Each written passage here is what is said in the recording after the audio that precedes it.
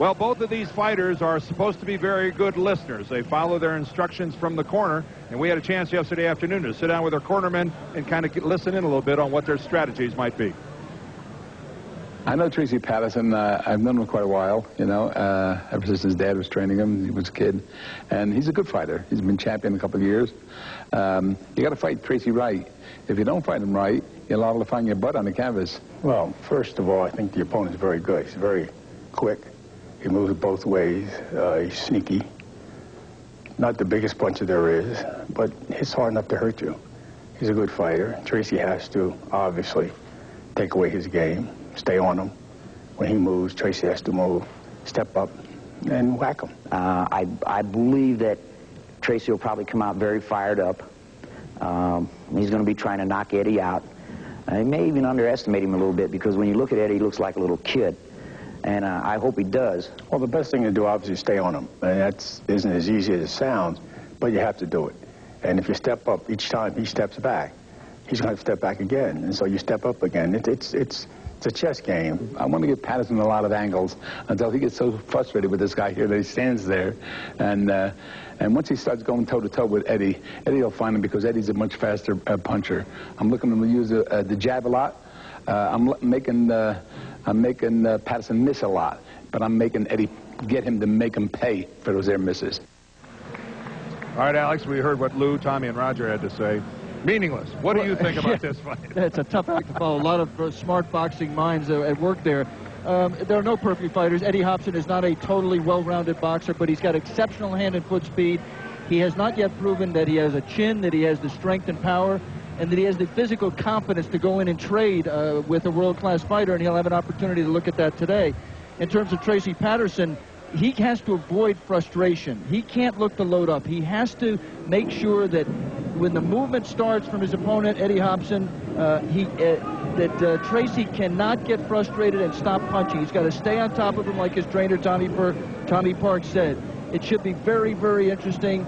As we said at the top, the champion is a slight favorite, but I don't think anybody who picks anybody in this fight, as you see Eddie Hopson, the young 24-year-old, coming in. It's hard to believe that he's in his 7th year as a pro, Dan, and he's only 24 years old. It's hard, Alex, to get past the fact that Eddie Hopson has fought 26 times and really not fought anybody of world-class caliber, really, until today. Yeah, he's fought some names that are world-class, but they were past their prime, right. People like Troy Dorsey and Jesus Pohl. But he just hasn't fought a good, strong fight in his prime, and I think he knows. You can see the look in his face. He's an exuberant young man. One of the biggest challenges for him is to relax in the ring, to harness that hyperactive nature that he has. He's got to learn to relax. I remember a line from yesterday, Alex, when you asked him if he was jealous of watching other fighters get the success that he thought maybe was his beforehand. He said, yeah, I was jealous because they didn't have my skill and they didn't have my smile. This guy thinks personality goes a long way in boxing. Yeah.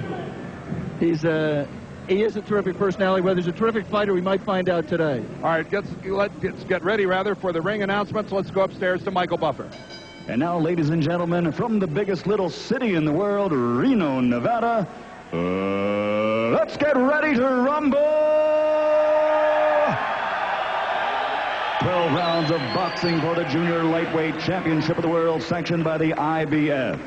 Introducing first, fighting out of the red corner, wearing the blue, trimmed with white and red, and weighing in at 129 pounds. His professional record, 52 victories, 37 KOs against only 3 defeats, with 1 draw. He comes to us from New Paltz, New York. Ladies and gentlemen, introducing the challenger, former super bantamweight champion of the world, Little Caesar, Tracy Harris Patterson.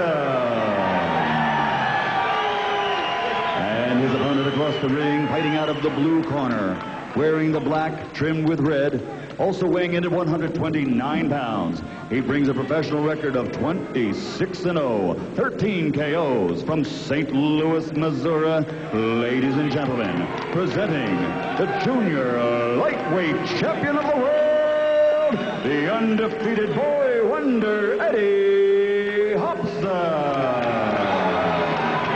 Let's go ahead and check out the tail of the tape here. You see Patterson 6 years older than Eddie Hopson, and he has a reach advantage of 6 inches as well. Now, the two weights, notice Patterson, they both weighed in at 129. They were re-weighed again today, 24 hours later. Tracy gained 6 pounds. Eddie Hopson gained 9. The IBF rules are the rules for today. The 10-point must system is here.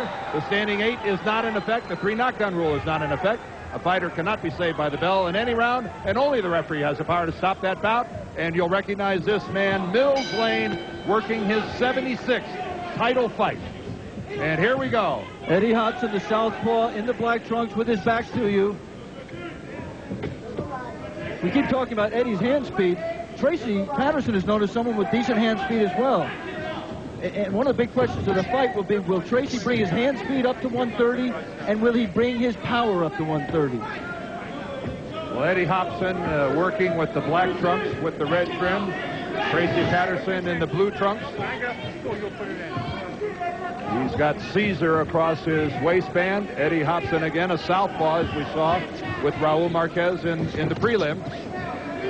Good look at those fast hands of Eddie Hopson, who just ate a right hand from Tracy Patterson. First significant punch of the fight. Yeah. You may think that Tracy might have some trouble against a southpaw, but he's quick to point out that he beat a southpaw to win the title. He defended against 3 southpaws successfully. But the fact is, Dan, he's right, and he does seem to fight, does not get bothered by the southpaw style, but none of those southpaws came close to having the speed of Eddie Hopson, nor the movement. You have noticed that there is precious little lack of movement from Eddie Hopson. When he stands stationary, it almost looks strange.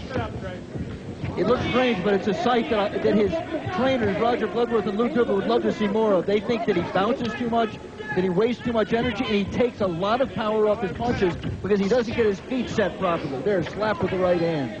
And that's what that was a slap. It was a good counter punch, but really had nothing on it, just cuffed the ear of Patterson. You saw Eddie try to turn the left over there as he got it in. It was at an awkward angle and didn't do much damage. He can put a left hand down the pipe with good effect. It's just that he doesn't plant his feet often enough to do it. If he gets comfortable doing that, he gets comfortable with the less movement. Come on. Little warning to Eddie Hopson from Mills Lane. As I was saying, if he gets more comfortable planting his feet and putting himself in danger, I think there's a little bit of self-confidence problem there, Danny. Just doesn't want to put himself in danger. Although you wouldn't believe it as he's carrying his right hand down by his knee there. And you saw Tracy take advantage of it and hurt him a little bit.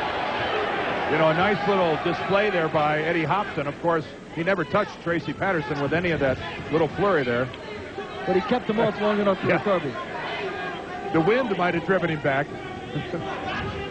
You punch that fast, it creates a breeze.